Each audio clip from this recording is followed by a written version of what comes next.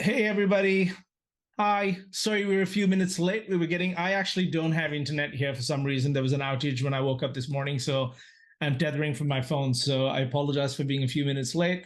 And we'll let a couple more people come in. Now, what I'm going to do is encourage all of you, if you want to be interactive with us, if you want to be given answers to your questions, if you want to sort of speak to us about specific problems that you have, please turn your video on. That's kind of getting more and more common now as we go to the hybrid and work remote things. To show that you're present and you're participating. It's generally encouraged to have your camera on. So if you want to be able to interact and have questions answered and stuff, please turn your camera on. It makes it much easier for us to interact with you and to make sure that you're being present and that we're also present. We keep our cameras on so that you can always see that we're present and we're paying attention to what you're doing. So we're going to ask for that reverse courtesy as well. And again, I know a lot of you guys want to work for remote companies, work for global companies, with the good tech companies. This is something we need to get used to. So as we do it remotely. Cool. I see we have Akshita, Ibrahim, Mansoor, Maurice, and Fanindra here already. We had about 30 almost 30 signups. So let's see more people come in. But without further ado, let me just quickly get around to some introductions. I'll start with myself and then hand over to Jake and Charlie. My name is Zubin Pratap. Probably some of you found out about me from LinkedIn or my newsletter, but I'm glad you're here. I was a long-time career corporate lawyer till about 38, and then I made the switch to tech. And about a year after that, I ended up being in Google. Now I'm in the blockchain space, and I also help people transition their career to code. I coach a bunch of people on that. I'm going to let Maurice back in. And yeah, so that's a little bit about me. And I do this at least once a month with my friend Jake here, because what we like to do is it's not possible for us to individually coach a whole bunch of people, obviously, but we find that there are categories of questions and issues that are very common.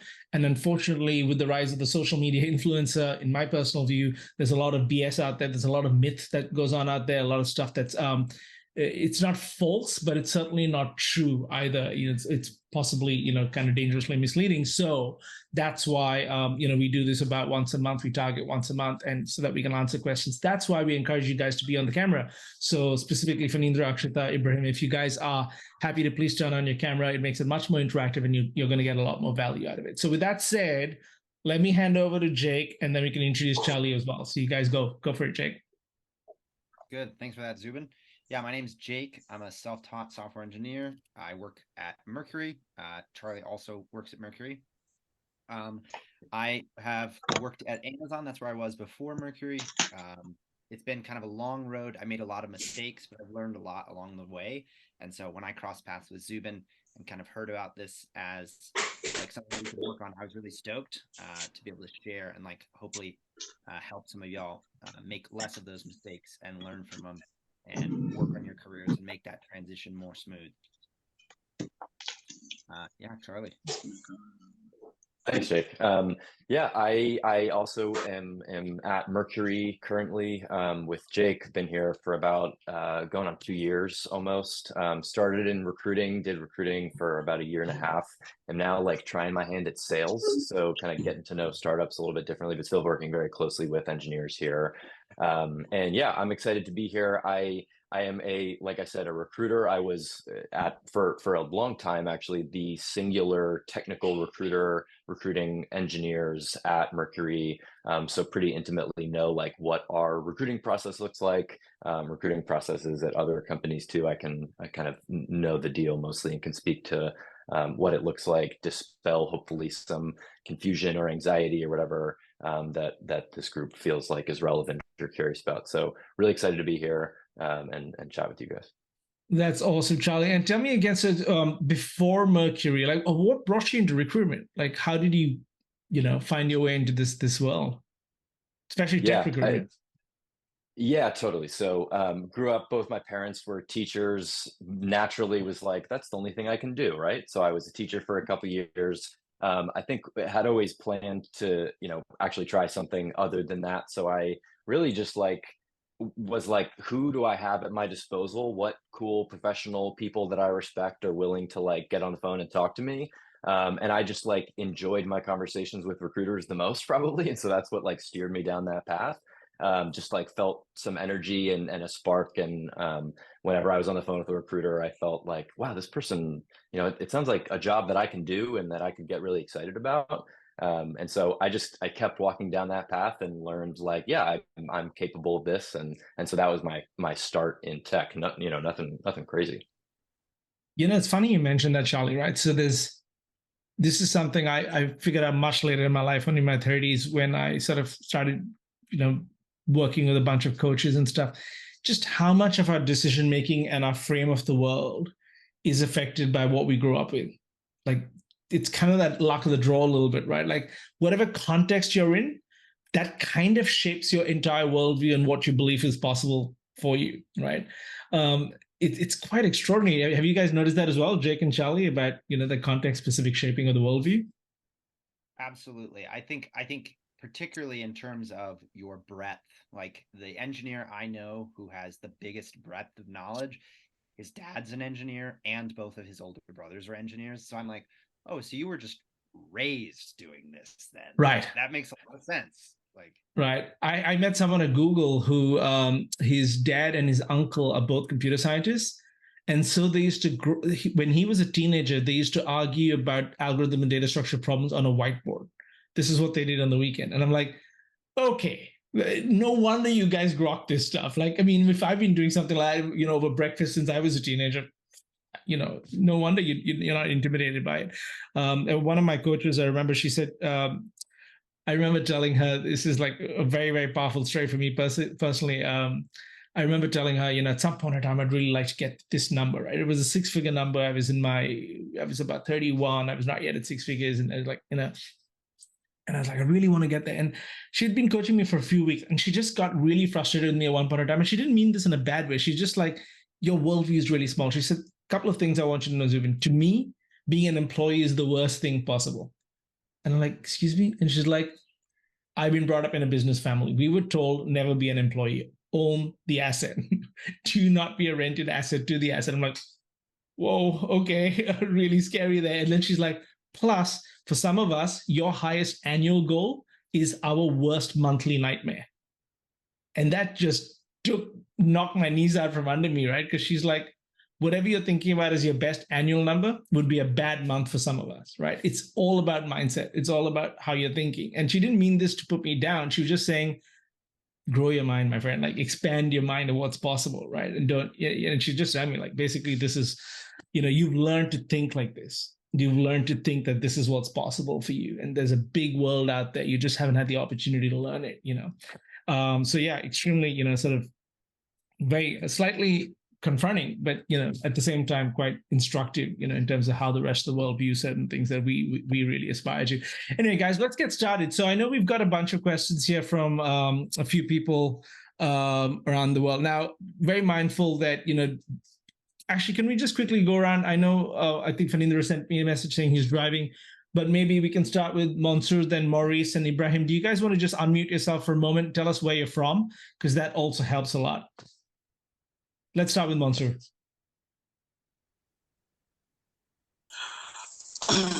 All right. Good evening, Zubin and everyone. I'm very glad to be here with you guys. And I'm from Nigeria. My name is Mansoor. I'm from Nigeria. Great. Are you in Lagos? Or yeah, somewhere around Lagos. Somewhere around Lagos. Great. Well, welcome, Mansoor. That's awesome. That's awesome. How about you, Maurice? Where are you from?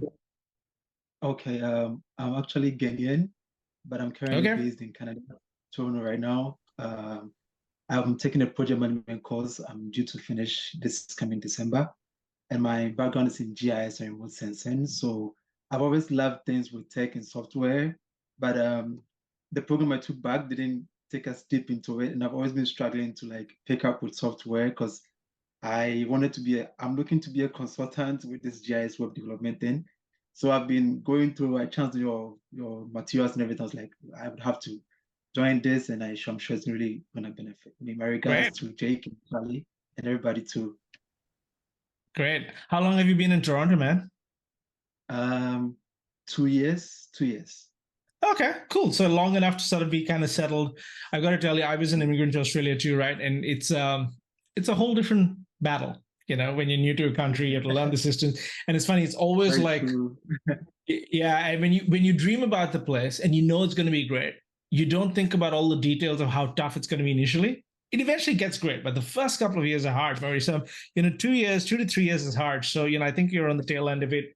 At least you're smiling. So that's great, man. Keep smiling. That's the important thing. How about you, Ibrahim? Whereabouts are you from? Yeah, good evening, Zubin. Hey. Yeah, I'm a Nigerian. Hi, good evening. Also from Nigeria. Awesome. I'm presently in Canada. Okay. Excellent. Whereabouts? Precisely. You're in Montreal? Montreal, precisely. Yeah, I actually have my background in, I did accounting, and I worked in a bank for a couple of years before coming to Canada. So I got in here in April this year. Oh, okay. So presently, I'm studying data analytics and business intelligence with Trevors Institute in Montreal. Okay. Then the lecture has actually been so great. We've actually been, our hand has been dirty on some practicals, doing some object programming languages, working with Python. We just started Scala. Okay. I've done quite a lot anyways, but sometimes I just believe it's always good when you have a mentor that actually tells you, okay, this is how you go. It's always very easy for you knowing what to learn at an appropriate time, instead of you having to the lecturer is a very knowledgeable person. So sometimes when we start with this, by the time we are doing explanation, it goes into this. When sometimes for someone that does not, I know it's not compulsory for you to actually have a background in tech or anything before you can do computer science. I know I've read about it quite a lot, but sometimes having someone that actually tells you, okay, for now, these are the prerequisites that you should know. This is the way you go, then you leap a bit ahead. It's always seamless. Let me put it that way. So it's seamless when you see someone that actually mentored you on the way up. So that's how I've actually been following you, getting some things from them. I believe, okay, fine.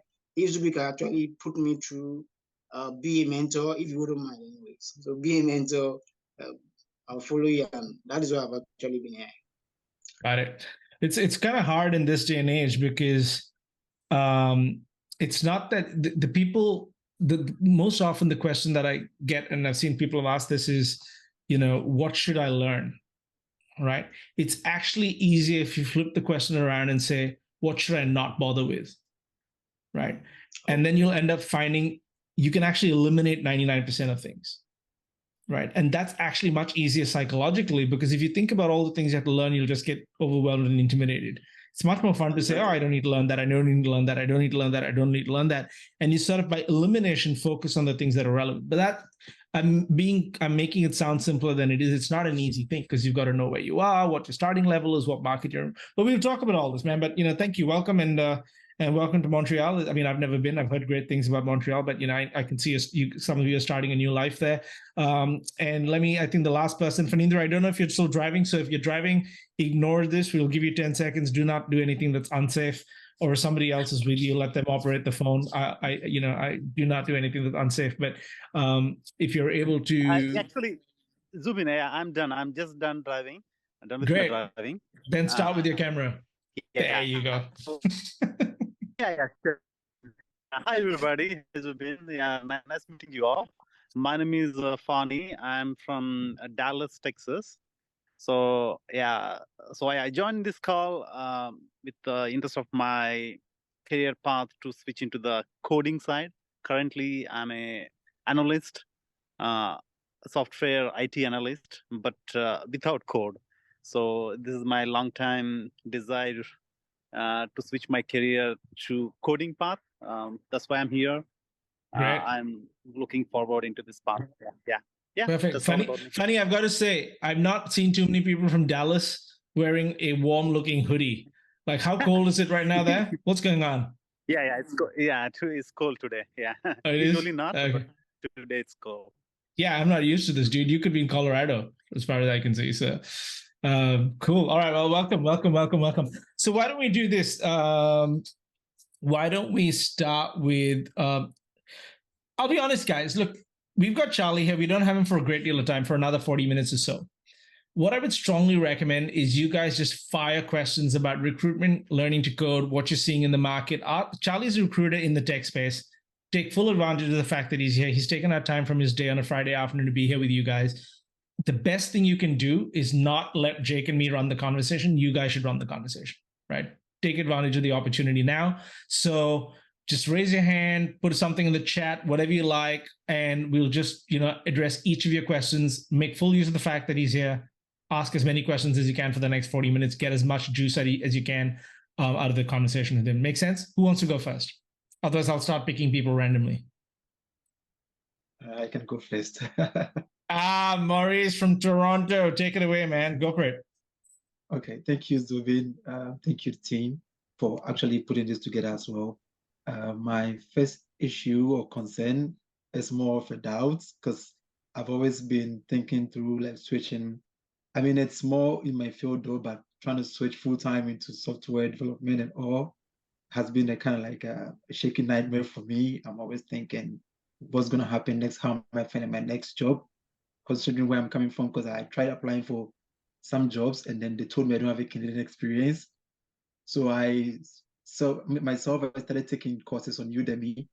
So I have a firm grasp with HTML, CSS, just a bit of it, but sometimes it gets confusing where to send applications to, how the recruitment process go through. So if Charlie could brief me and everybody here how to tailor our CVs or resumes, the needed experience we are supposed to get, and how the recruitment process takes place, I think it would help us a bit. Maurice, before Charlie jumps in, I'm not entirely clear on your question. So do you mind if I rephrase it? Is that okay? Just so that Yes, I'm sure please. that I understand. So are you asking about how to acquire the skills and how much is enough if you know to apply? Or are you asking, you've got the skills, you believe you have the skills. Now the question is, how do you get the attention of recruiters? Which is the question here? It's the first, how to acquire the skills, and then how to apply and then get a job. Got it. Charlie, do you want to take whichever bit you're comfortable with, whichever you're not, just throw to Jake and I, that's fine. Yeah, absolutely. Maurice, thanks so much for the question.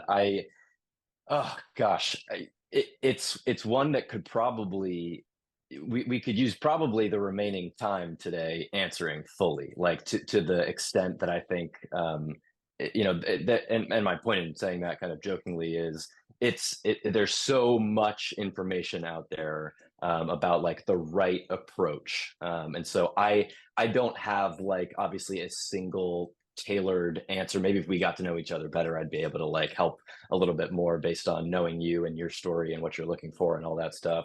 But I'd say start with what you feel is in kind of your circle of control, for example. So like, even if you have one person in your network that maybe is untapped that you can get on the phone with and learn from for 30 minutes, then you've like collected kind of new information that you can use and apply towards your job search. It's almost like you're a detective, like gathering clues, like, ooh, hey, Charlie mentioned that I should go check out this site, and then that brought me to this site, and then that made me see this person that answered my message, and now I can go talk to them and learn about kind of like the guidance that they have for me. I think it's like definitely like LinkedIn is a resource that is kind of confusing and vast, but helpful. It's there for a reason. It's you can definitely leverage like the good stuff that's on there.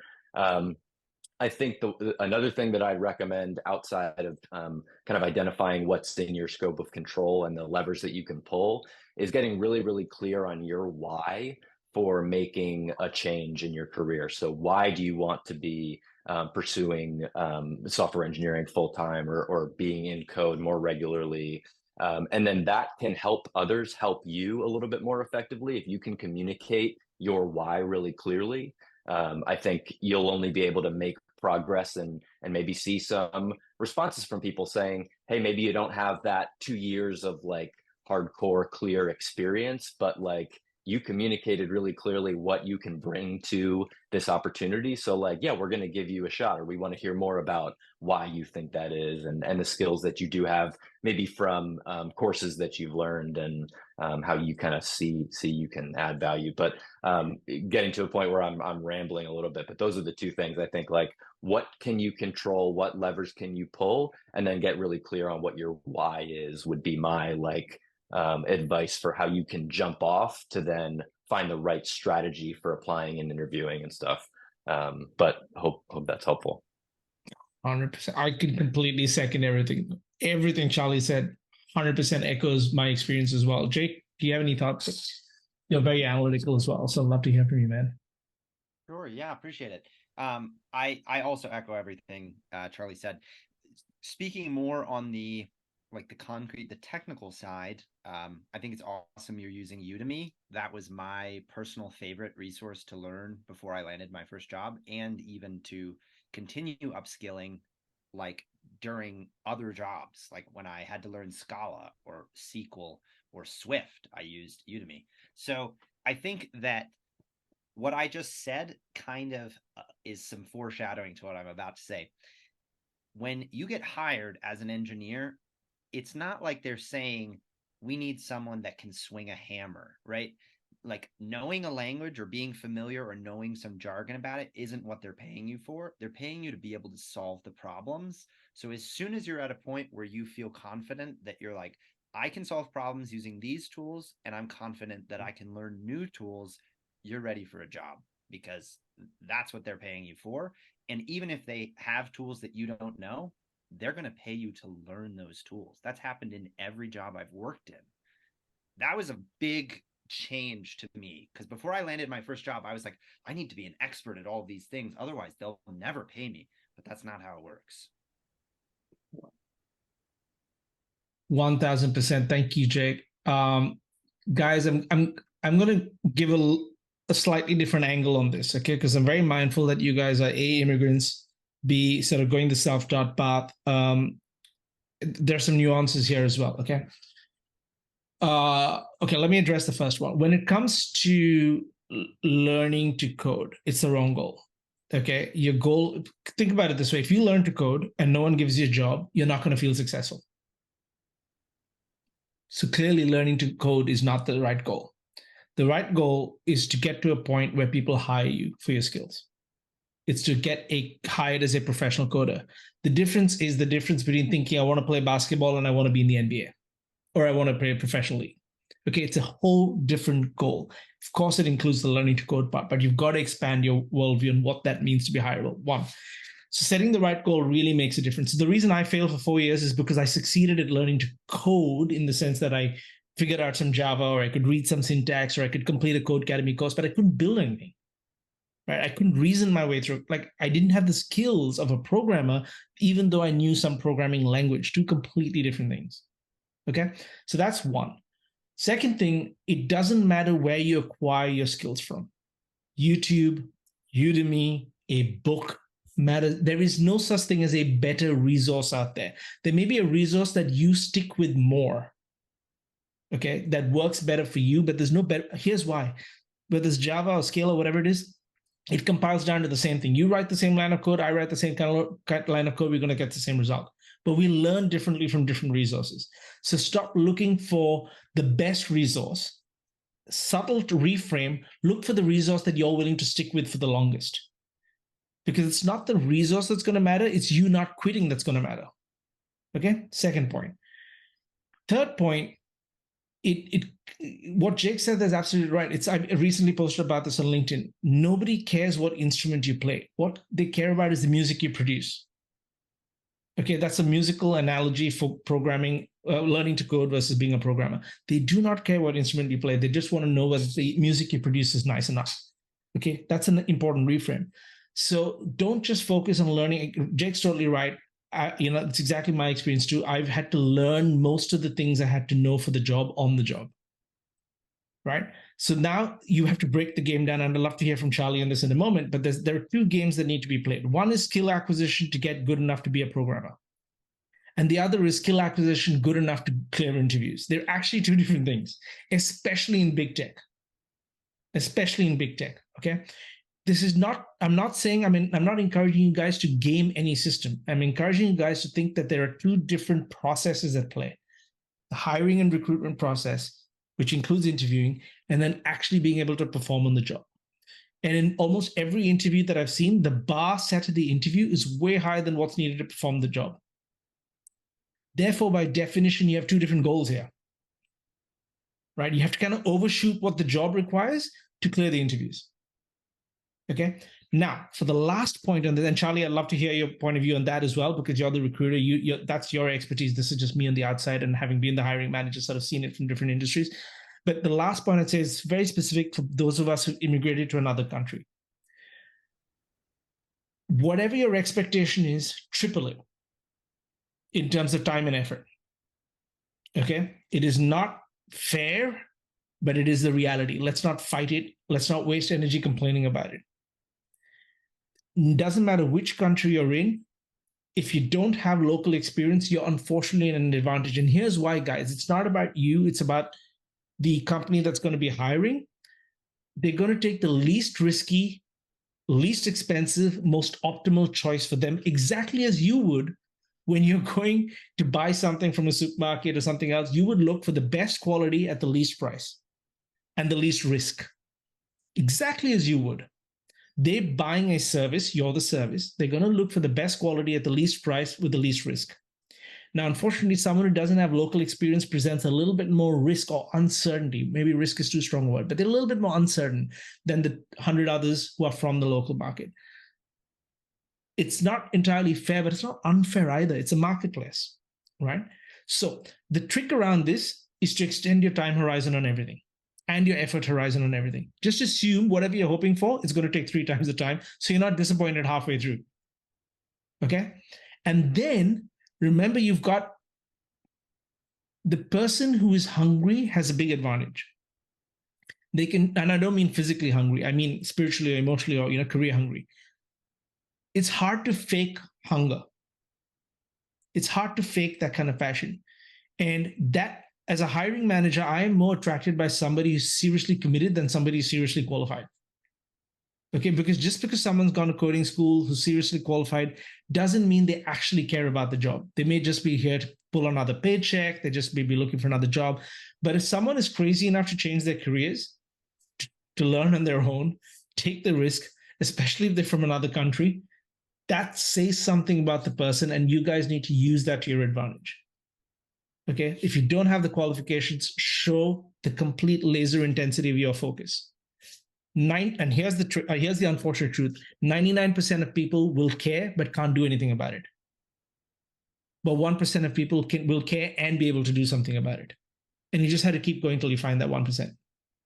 That's why I say triple your time horizon in the expectation horizon. Okay, so this is the totally no bullshit, unvarnished perspective in this from someone who's immigrated, from someone who's changed careers at a later stage. The reason why people fail, 2 reasons: fear and the wrong expectations.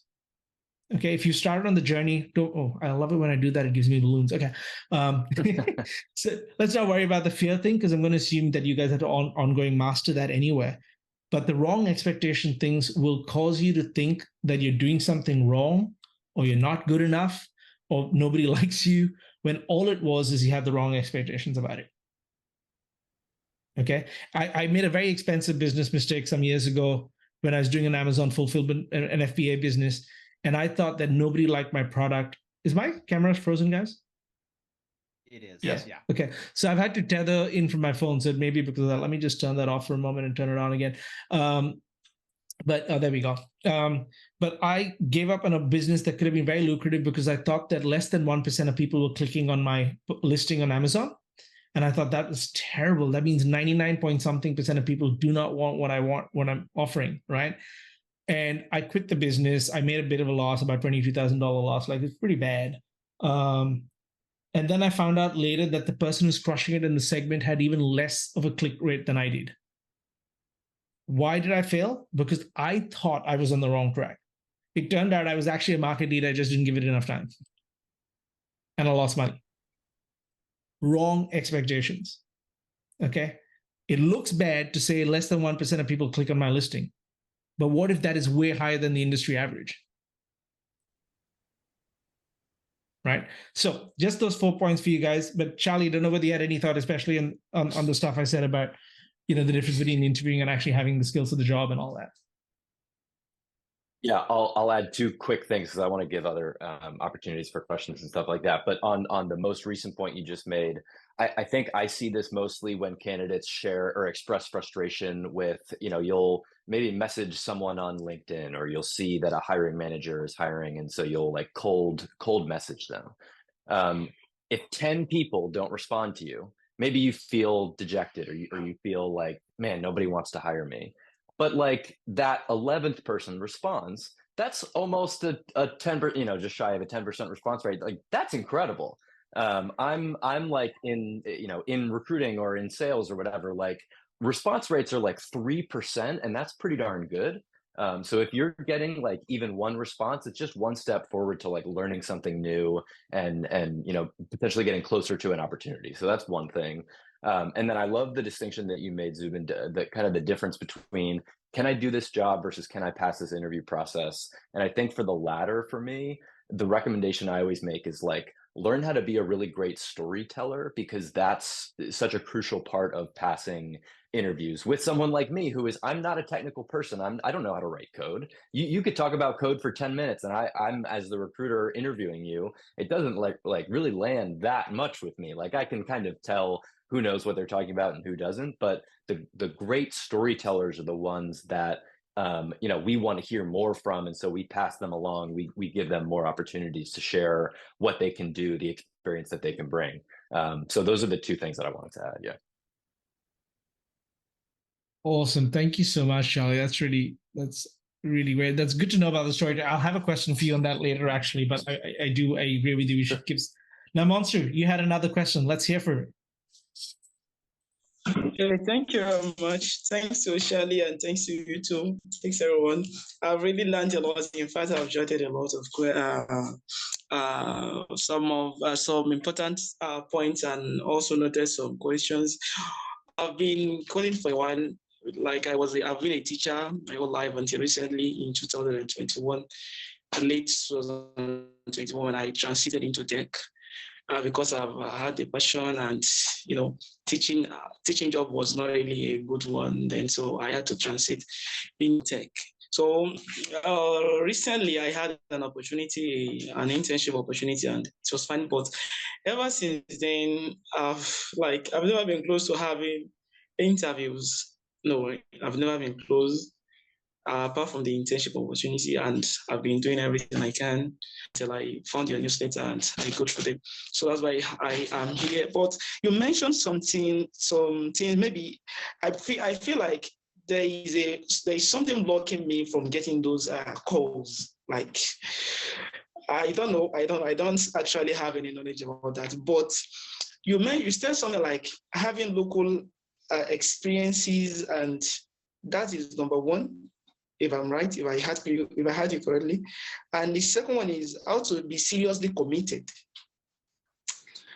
So those two, I think maybe those are the things that are kind of hindering me. Maybe you can give us shed some light to that. I'll be very glad. Thank you very much. So Monster, is your question is local experience? I'm just trying to compress it so that I really understand what you need to hear or to know about. Is your question, how do I, if I don't have local experience, how do I still get interviews? Is that one question? And the second question is, how do I get seriously committed? Is that your second question? And I apologize if I completely misunderstood your questions. No, yeah, it's fine. It's fine. Those two questions are right on track. Yeah. Okay. Charlie, do you want to take question one? Like, how do you get interviews if you don't have experience? Like, it's a really big one for career changes. Yeah. Gosh, it can be so. And interestingly, like it can work against the answer to question number two. Like, how do I get seriously committed if I'm struggling so hard with getting access to interviews? Like, they're almost like at odds with each other, which is a crazy like conundrum to find yourself in. Now let me try to attempt to answer the first one, I guess. I think with all of the like I'm making the assumption that you are doing a bunch of research, going on to different websites of employers, looking at job listings, reading through job descriptions, understanding like kind of maybe the steps you should be taking to make your resume look more solid. Like all those things are almost like givens to me, because there's like lots of resources and information out there that you can Google. How, how do I tailor my resume? Yada yada yada. I can't dive into all that stuff right now. I'll go back to what I kind of recommended previously, is like, who is within reach of you? What person can you lean on? Have you asked, have you used all the resources at your disposal in terms of maybe the person, maybe a colleague of yours during your internship, or your boss can help you in some way? Have you asked them, for help? Have you expressed, hey, I have this goal of becoming XYZ. Tell me how you got there, or tell me what you've heard has worked for people in the past. I realize that that's not necessarily totally concrete, but really almost do like an audit. Like what I've done before is pull up a blank notes page, pulled up my LinkedIn profile, looked through my phone contacts, looked at Facebook friends that I'm friends with. Who can help me, even if it's just like 15 minutes on the phone with someone, or messaging someone, asking one question can get you some information. I can remember when I was unemployed and getting into recruiting, trying to break into recruiting. It was like a 4-month job search process for me.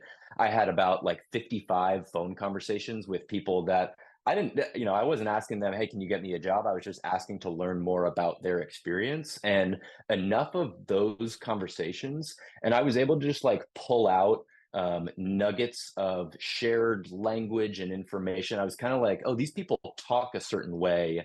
Let me start kind of framing my story with the language that I've heard and learned from them.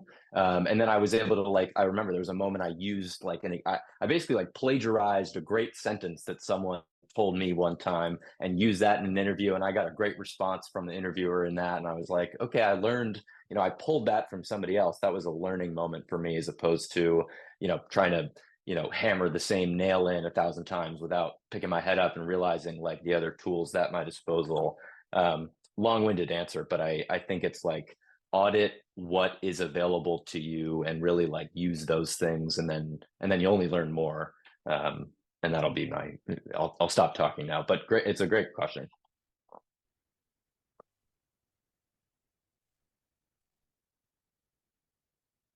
I was pointing at my screen and I was thinking Jake would pick that up. Like, how would you possibly know who I was pointing at, Jake? Like, I saw the. I like. It's funny like, the way that you're Jake, structured. It was to Jake on my Zoom. Yeah. Over to you, man. Thank you. Yeah. No, I think it's a great question. Being self-taught, when I think about how many interviews I got for my first job, I got two interviews. I passed one, but how many companies did I apply to? Over 300. Most didn't even respond. Most didn't even reject me. They just didn't even think I was worth a response. And if I could go back and do it differently, I would think to myself now, like what Zubin was saying about how at the end of the day, this is a business transaction for them. Does it make sense for them? Does it help their business run better? If they don't even think I'm worth a response, they think the chance of me helping their business run better is so low that I'm not even worth a response. So take that information and think to yourself, what can I do with this? This could be an optics problem. Like it could be the way that you're presenting yourself. It could just be your lack of experience. It could be that they have a bad heuristic. But what kind of helped to kind of break that wall down for me was I just started getting a little bit creative. Like there was a co-working space in San Antonio. That's where I lived at the time. And I would just go there. I would show up. I would talk to people. I would offer to help with coding problems for free. Because I was like, I have the skills. Someone just needs to take a chance on me. And when people start seeing that you have the skills, suddenly you're not a risk anymore because you can't really fake that. So that's like the first person who paid me for coding was my barber. I said, can I make you a website? And he was like, yeah, how much should I pay you? And I didn't even think he was going to pay me at all. I was just volunteering. And I panicked and I said $100. It took me like 100 hours. So he was paying me $1 an hour. That was my start. But after he signed me a check of $100, my confidence went through the roof. He just paid me $100 to do this thing. Now someone's going to pay me $200, free haircuts too. He actually did. He gave me 3 free haircuts too. I forgot that part. Yep. That's great. I love that answer, man. Jake, that's hilarious. See, here's the thing, right, Mansoor? I think what you would have maybe taken away from both Charlie and Jake's answers, it's kind of hard to know, right? That's the honest truth. It's really hard to know what's going to work. And I understand the need for all of us. People, nobody, no creature on earth likes being in a situation of uncertainty and discomfort. Okay, every creature on earth will go for the warmer place, will go for the brighter place, will go for the place where it's more secure, right? And so psychologically, when you're operating in extreme uncertainty like we are when we're career changing and we're trying to acquire new skills and we don't know if we're good enough, it is extreme uncertainty. And so what the human brain wants to do, and this is pure psychology, is it wants to know that there is a simple, definite answer, which is why people still believe in things like horoscopes. People still believe in stock market predictions. In moments of extreme uncertainty, they want to see a chart that tells them everything's going to be okay. Okay, this is human nature. And how does this translate to how we approach things, whether it's social media? The thing is, we keep looking for the one answer. And we keep assuming it's the next one we get. It's the next one we get. I just need another piece of information. I need another, blog. I need another course. I need another person, like Charlie or Jake. I need to know their point of view. I need to know how Elon did it. I need to know how Zuckerberg did it. I need to know how, and we go on and on and on. Nobody actually knows. There is no one answer. There is one answer that worked for one person and the same thing didn't work for somebody else, okay? So the moment we let go of that need for certainty and say, well, I'm going to have to figure this out from first principles. Now, I had a small advantage, okay? I had the very difficult experience of having a startup where I had to go shop to shop, door to door, and get people to even give me 2 minutes of their time, okay? And it was the hardest, one of the most difficult things I've done, emotionally speaking, because you'd get rejected all the time. People do. But here's what happened. After about 3-4 months of that, I started to realize what didn't work. Like I'd just done enough number of things to realize what did work in that market. And I brought that same mentality to career change because I'm like, 99% of the things I try won't work. My job is to find out all the things that don't work as fast as I can, shorten the time cycle of finding out all the things that don't, and be emotionally disengaged as much as possible. It's not possible to totally from the result for a while. That's why I said triple your time horizon and double your work input, right? Just do more of everything until you get there. But here's what ended up happening when I was going door to door. I found that if I walked into a shop and I said, hey, so I'm working on this startup, immediately they shut down. Okay. But if I walked in and say, hey, I noticed something about the shop. Do you guys have this problem with your inventory? Do you guys have a problem with how you order milk? Do you guys have a problem with how you keep the broccoli fresh? It was about them. Right. And they'd be like, yeah, kind of a little bit. And I'm like, do you mind if I ask you a few questions? I'm doing some research about this. I'm not pitching them. I'm not telling them anything about why I'm really there. I'm asking them to talk about themselves and to tell me what their problems are. And then if I believe that I'm absolutely the right thing for them, now that I know that problem, I can say, it's when you say that this is the problem you have, I've actually wondered about that a lot. I mean, I'm working on something that I believe will solve it for XYZ reasons. Would you be interested? By this time, they've already spent 3 minutes talking to me. They've already sort of got some sort of emotional commitment and investment in the conversation. And it's much harder for them to say no. And also by this time, the quality of my questions made them realize that I understood their space and their problem, right? And so they were much more willing to talk to me. So how did I do that for the job hunt process? I actually didn't apply online because having been on the hiring side, I knew that it was going to be a complete nightmare. Now, this may work in Melbourne. It may not work in Lagos. It may not work in other places. Like I've never been to Lagos. I can't speak authoritatively on that. But this is what I did instead. I went physically to about 6 different places. And I went to their reception. And I said, and I didn't choose the big companies. I didn't choose the place where there were 200 applicants. I chose the small little coding agencies that I knew would be doing lots of consulting work for clients and that nobody wanted to stay there too long because it can be a bit stressful.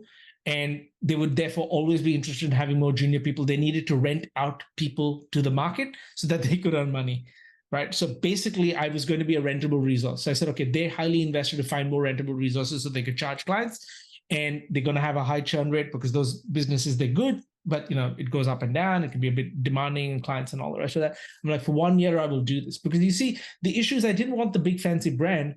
I just wanted to say on my resume that I was already a software engineer.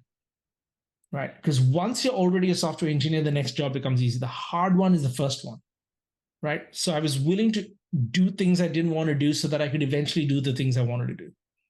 And so I went to these places physically, and I stood in their reception. Sometimes I do this several times a week, right? And saying, I know who X, Y, and Z, mentioned to me last time that, they're open to have a conversation. They were busy that day. I'm back there, right? And eventually I only sat for 4 interviews and I got all 4 offers, even though I was the least qualified people that they had in their list. And I wasn't better. Let's be very clear. I wasn't a better coder. I definitely wasn't the best coder that applied for the Google role that I got. Definitely not.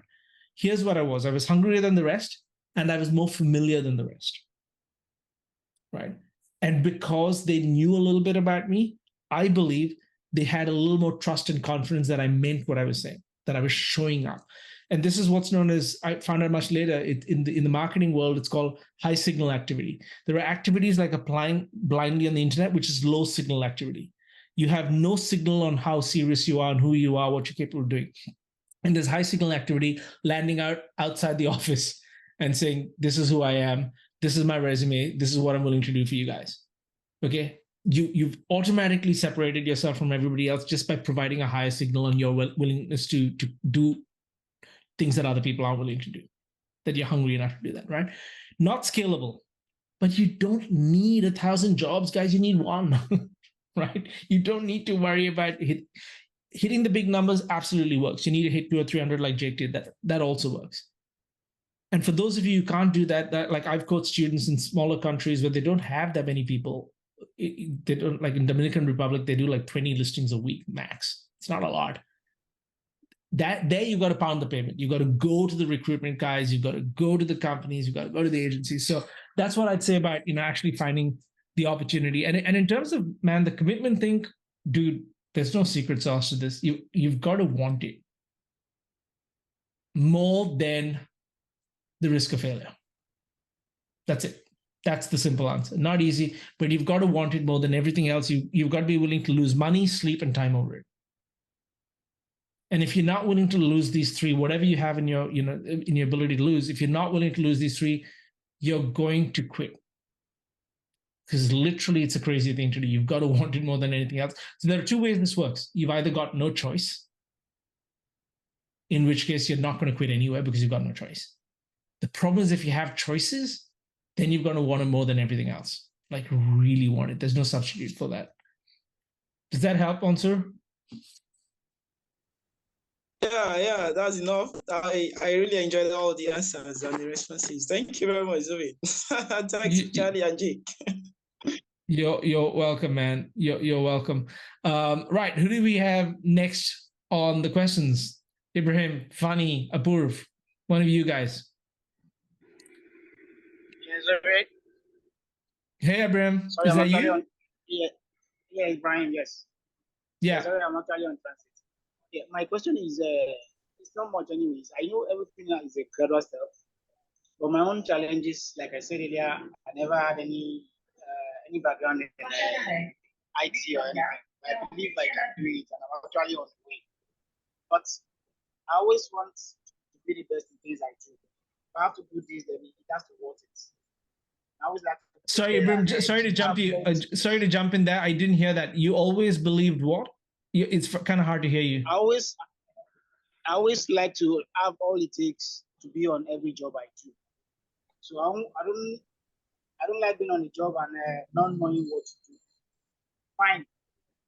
The way I started like a few months ago is different. I've actually learned some things, but to me, I still believe I'm not ready for it. It's like I do feel I've not have what it takes to actually be there and do the work.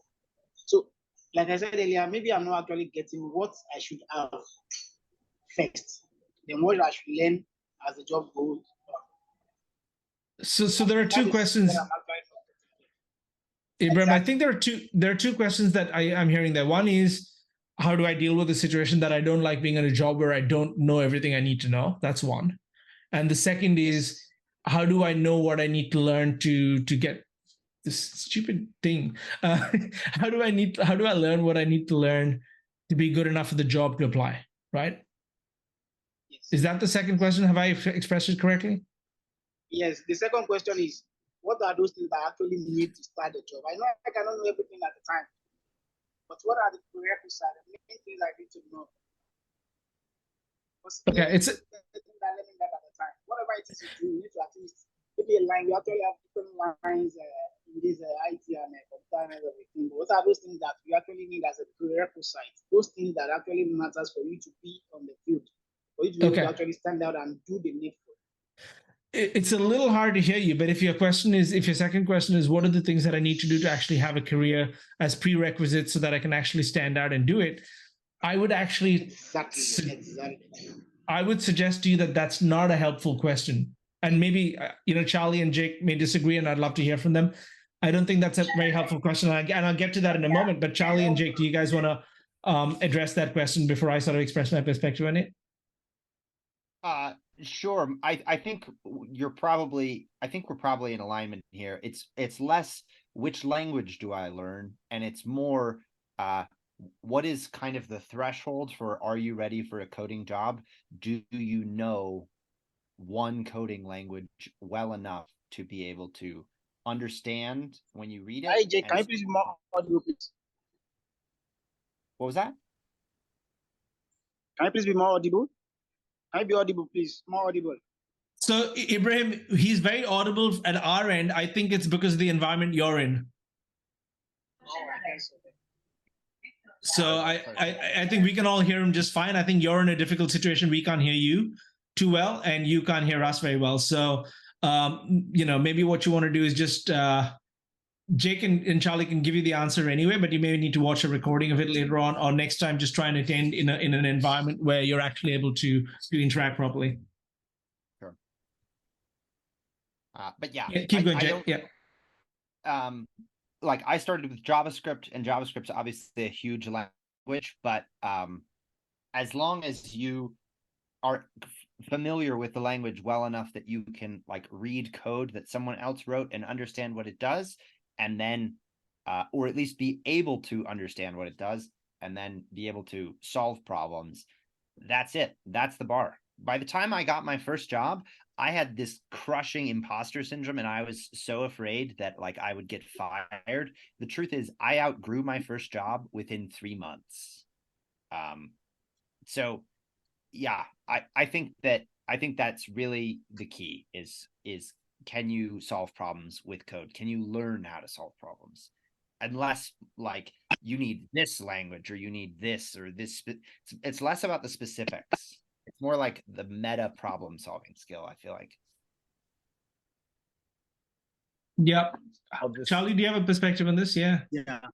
Yeah, I'll just like kind of plus one to what Jake said, I think. And I'll also add, like, just as candidates interviewing, we are uncertain maybe about like the right thing to say or the right way to showcase yourselves. The folks that you're meeting with and are interviewing you are also like not crystal clear on exactly what they need or what they're looking for. And so it's just about like making a connection, showcasing what you can, and instilling a lot of confidence in your ability to apply some of the stuff that you've learned, like Jake said, and like make a human connection. Because it's funny, as a recruiter, like there so many hiring managers that I've worked with, brilliant engineers and technical people, incredibly decisive in their work and sure of themselves, have really need their hand held when they're doing like interviews with candidates or don't know how to make the right decision. So I don't know. I say that more to say, like, have confidence in your ability to like show what you know and continue to learn on the job or while you're interviewing. That's what I would add. Yeah, no, absolutely. And I think that this is why I like, like this is why I wanted Charlie here as well. Like, it's really important to not just think about the candidate's point of view, also see it from the hiring side's point of view. There are two parties to this dance, right? And you have to see it from the hiring manager's point of view, which is why it's not always the best coder that's going to get the role, right? I've been in an interview when I was at Google. Some of the candidates I saw were outstanding, but it's kind of hard to explain why. But when you're in the interview with them and you see what criteria be looked at and stuff, and you're like, yeah, this person may not be a fit for the team. They're outstanding on the data structures and all. They're really good, way better than me. But I'm like, they would not fit in this team. That's the reality of it, right? That's the reality of it. So it's really important to keep in mind the other person's point of view. Now, one thing I will say as well, Ibrahim, is about, I personally don't think the question about how do I become ready for a career in IT is a useful question for a number of reasons. One is there's no one career, right? There are, like, I've counted 42 different types of tech roles. IT is not specific enough to, it's like saying, I want to go to Canada. Okay, actually, that's not true. You don't want to go to 99.9% of Canada. You want to go to one place in Canada, right? When you actually think about it, you don't want to go to most of Canada. But if you set the goal as I want to go to Canada, you'll end up in the middle of nowhere and you'll be in Canada, but you'll be miserable, right? Or Australia, pick any place, right? When you actually think about the goal, make it specific. IT is not really a goal, it's a domain, right? So choose the kind of role you want, because the kind of skills you need to feel ready depends very specifically on the kind of work you want to do, right? And that takes time to research it. So don't take the lazy way out and just say, I want to be in IT, I want to be a coder, no, be way more specific. Because, if you're going from New York to San Francisco and you go south, you'll miss 100% of the time. Even though San Francisco is south of New York, you'll still miss it. Because you can't just go south. Direction is way more important than speed, right? I keep telling my students this all the time. Get the right direction before you start running fast. Be really clear on the goal, right? This is why Elon Musk is obsessed about 1 degree of deviation in his rockets on the way to Mars, and he'll miss the entire planet. 1 degree. Okay? It really matters. So get really specific about the kind of work you want to do, then reverse engineer. It's actually different from market to market. Like Vancouver is quite different from Toronto from what I've seen with my students, and same thing with, I'd say North Carolina, is actually closer to Seattle than I would say New York is. There's all this stuff. So get really clear on your local market, and finally, you're not going to know until you fail a few times. And it's exactly like business. You can have the best marketing advertisements in the world. You can have awesome advertising, which is, let's just say your resume is awesome, okay? But if it's the wrong product being pitched to the wrong market, it doesn't matter how great your advertising is. You're not going to get the sale. Okay, it's exactly the same thing in a marketplace like work. You're the product. You're offering a service. It has to be of value to the people you're pitching it to, and your advertising or your marketing has to be, good, better than average, good enough to get attention. Like, think about car advertisements, right? There are hundreds of car models on the ultimately they're all 4 wheels and a steering wheel, and they're taking you from place A to place B, but they know each advertiser will target a certain specific with a certain message, and they will address certain needs, right? If they targeted at this demographic, it's going to be this kind of tailgate, which makes shopping easier. If they're advertising to the sports people, it's going to be the off-road tires. They're still freaking tires and a steering wheel, but they know how to pitch themselves, right? So they understand their product, they understand their target market, and they make the two come together, right? And it really adopting a product mindset to your career will really, really, really, really help. You're a product, you're selling yourself into the market, pitch it to the right people, and make sure your advertising is on par. And then find the people who are going to want people like you. That takes time and a lot of trial and error. But the good thing is every mistake, every failure, every rejection gives you a clue about what not to do next time, right? And that's why I say triple your time horizon and your expectation horizon in this, because you're kind of having to be an entrepreneur with your career. That's really what's happening here. Does that help at all, Ibrahim? I know that was a crazy ass long-winded answer from me. Like Charlie and Jake were much more to the point. Yeah, all has been helpful. Okay, cool. Thank you. All right. We've actually on the hour. So Charlie, if you need to run, man, I totally get it. I know it's in the middle of your workday. Likewise with you, Jake. I'm happy to answer any 1 or 2 questions that remain, but if you guys need to jump, And I'd like to say this in case you do need to jump, Charlie. Thank you so much, man. Like, hey, I really appreciate you taking the time out in the middle of your day. I appreciate your honesty and the real heart with which you've answered the questions. It's really wonderful to see. So thank you for taking the time. I really appreciate it, man. Yeah, so fun to be here. Unfortunately, I do need to go, but I just put my LinkedIn in the chat. It was such a pleasure seeing all your faces. If anybody wants to connect or even just shoot me an individual question, I'd be happy to answer and kind of keep the conversation going. But great to meet you, Zubin, and be here with you, Jake, and all you guys. Thanks so much, Charlie. You have a great weekend, man, and great rest of your afternoon. Appreciate your time again. Yeah, awesome. All right, see ya. Jake, do you have to run as well? No, I'm fine. Okay, cool. So we'll try and sort of close this out in the next 5 to 10 minutes. Thank you. So Apoorv, Fani, any questions from you guys? Nothing really urgent comes to my mind, but thanks for doing this. Like, sorry I joined a little late. Another meeting got run over a little bit. That's fine. Yeah, I'm glad you can make it. Yeah, but yeah, probably missed all the introductions. I'm actually a designer who's been in the industry for almost 16, 17 years now. Okay. And I'm trying to switch into coding. Like, I used to code way back in like 2010, but the world has changed since then. Yeah. So I've been trying to learn on my own, did some free code camp, finished CS50P and CS50X, and now working through the foundation on Odin project.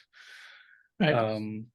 So yeah, didn't really think I want to pay 15-20 grand on a boot camp because I've a lot of exposure to most of the things. I just need to understand how to code well. So yeah, right now I think the only big gap I would say in my arsenal would be like I have not picked up any framework. So right now I'm also trying to pick up React because every job needs React these days. But I find a lot of where are you based, Apoorv? Because that's not entirely true. There are lots of places in Europe that don't use React as much as other frameworks. It depends on where you're based. Yeah, I'm based out of Toronto, Canada. Okay. Yeah. Cool. Yeah, over here, almost 80 to 85% of the jobs are asking for React. Yeah. Have you applied for any roles yet? I haven't applied to even a single dev role yet. I'm just like, what if they ask me something like, do you know React? I'll be like, no, and then like, sorry, yeah.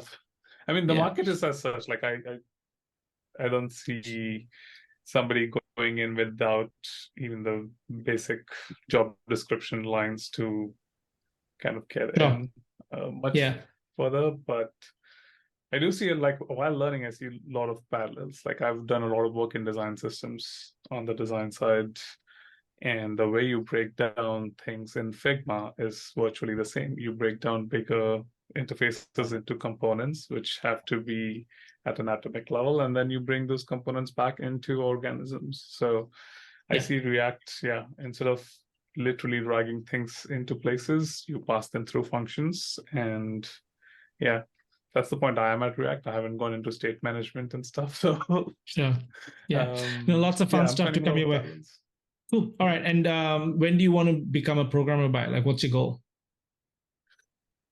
Honestly, I'm hoping to finish the React course before Christmas, and try to get at least a couple projects up on my portfolio. And I think early January, I want to be able to start applying. I might not succeed. I might not get back much replies, but I should be in a. I want to be in a state where I have enough confidence that I can go into an interview and kind of talk through things at least. Got it. And do you know what your strategy is to even get interviews? I would try to use what I've done for my design, and I know that just applying on LinkedIn and Glassdoor is not going to get me anywhere. So try to shake the tree with your network and see if somebody can give me a warm introduction. Right. That's probably the best route in this environment, the current environment. So I'm going to all the meetups I can, getting that development network going, because like I have like I've been in Canada for the last 6 years. I came here in 2016. So gradually built up that network. Before that, I was in India. So yeah, trying to get those things lined up. So when I'm ready to pull the trigger, I can knock on doors and say like, hey, I think I'm ready to interview. Do you know somebody who's hiring? Great. Well, wish you all the best, man. Just keep going, and if you, there's a lot of learning. It's impossible to predict what's going to happen, right? So you just keep learning and keep doing it. And look, in terms of, I'm working on something at the moment, and I won't really disclose in too much detail, but I'm going to release it. It's a small little mini course like thing that I'll be doing with one of the bigger platforms out there. And, I have this entire topic around, there are 3 currencies that you're going to have to spend. Okay. The idea is to invest them, not spend them. There's a big difference between spending something and investing something, right? So there's 3 currencies. One is time, the other is energy, and the third is money. Okay. And it's a very famous business problem called the business trilemma. You can have, pick 2 of the following 3. You can't have all 3. Speed, quality, so fast, good, and cheap. Okay. Fast, good, and cheap. You can have 2 out of the 3. Right. And because once you understand 3 currencies and you understand that you can have 2 out of 3 fast, good, and cheap, you realize that you've got to choose what resources you invest. Right. So broadly, it comes down to this. It's faster to fly than to take a bus. It is faster to go to the supermarket and buy food than to grow your own. But all of these things are possible. You just had to put in more time. Right. And so you're spending, no matter what you do, even if you save the 20 grand or whatever it is, you're going to spend it in one way or the other. You are going to spend it. So don't think, this is the mistake people think, that they can achieve the same result as a boot camp by doing it themselves. You can't. You can achieve the same outcome, but over much more time. Right. Because you're spending the currency one way or the other. And so what ends up happening is a lot of people have the wrong expectations. They think, okay, I don't need to go to the boot camp. I don't need to go to college. I can do it on my own. It's true. It's just going to take 5 times longer. And that's okay. But not having that expectation clear means that, you will end up quitting, get frustrated and stuff like that. Right. So when I did the self-taught, right, I had a coach, a non-technical coach, but it still took me way longer than it would have in a boot camp. I had a different plan because I knew it was really about marketing and hiring and all that, and not about the coding skills. So just remember, just be okay with that so that you have the right expectations. Because one of the things we talked about at the start of the call was the wrong expectations will kill the dream faster than anything else will. So cool. Anyway, I hope that helps, man. Fanny, did you have any questions at all, Fanny? I know you're still driving, so please be safe. Yeah, I'm good. I'm good, actually. So yeah, I thought I had very good questions. But after listening this much long conversation, I thought, no, I don't have any good questions now. All right. Well, yeah. No problems at all. I want to be respectful of everyone's time, and especially Jake's time, because I think he's still in the middle of Friday afternoon. So I'll let you guys go. Jake, do you have any other thoughts, suggestions, advice for Purv or for anybody else that you'd like to share? Yeah, Purv, I wanted to ask, you said you've been in the design domain for about 16 years. Are you currently working as a designer? Yeah, I'm freelancing right now. I kind of I got laid off August last year, and then I took the summer off, and then other people from my network keep reaching out with projects. I didn't plan on freelancing, but work just kept finding me. And I didn't want to say no. So I've been I'm not doing 40 hours, fully booked out kind of work these days. But yeah, it's kind of a good 15, 20 hours at least. So which keeps the bills at bay. Totally. Because I was going to ask, if you are in a situation where you're working alongside engineers who use React, asking them and being excited and being I was looking at this and is this the way it works? You can really sort of sneak your foot in the door that way, where they're wow, Apurv is really picking this up quick. And then suddenly they're well, what if we just hire Apurv? And because then once you start getting that paid experience as an engineer, now it's okay, your next job, you've already got the paid experience as an engineer. Totally. Yeah. Unfortunately, I'm working with an agency which is just pure WordPress. Like they're one of the biggest WordPress agencies, so it's good. But like they don't use a lot of React, and I am definitely a more product person. Like this is the first time I've been embedded in an agency, and I now remember like, yeah, that's why I didn't join an agency as a designer before. But yeah, I definitely agree with your like remark though. Like if I find a freelance work where they are like, I'll definitely want to know what the engineering team is doing, and definitely have joined stand-ups, and like even if I'm not required, like when they're discussing engineering stuff, I stick around and like try to understand what goes on behind. Yeah, because even Awesome. potentially if like you go to meetups and meet other engineers, and then kind of like a bit of a quid pro quo of like, hey, I noticed you did this with your design. This is something that I've learned, and now you're like, but can I ask you how you do this with React? And so it's like sort of a knowledge transfer there. I feel like that. Yeah. Yeah, no, you're in a very good place. Jake's absolutely right, because you're such a compliment to what front end teams do anyway. It's a natural sort of conversation and language that can come up. It doesn't feel, contrived. It doesn't feel like you're an outsider. You're kind of, part of the broader team anyway. And so it's a very natural adjacency. So absolutely, yeah, use that advantage. That's great. That's awesome. All right, guys. Well, let's wind up so that we've got 15 minutes past the hour. Let's be respectful of Jake's time and everyone else's time.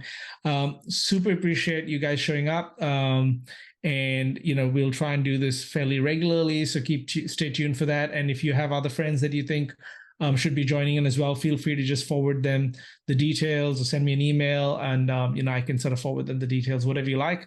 But yeah, just all the best to you guys, and remember, keep the expectations real.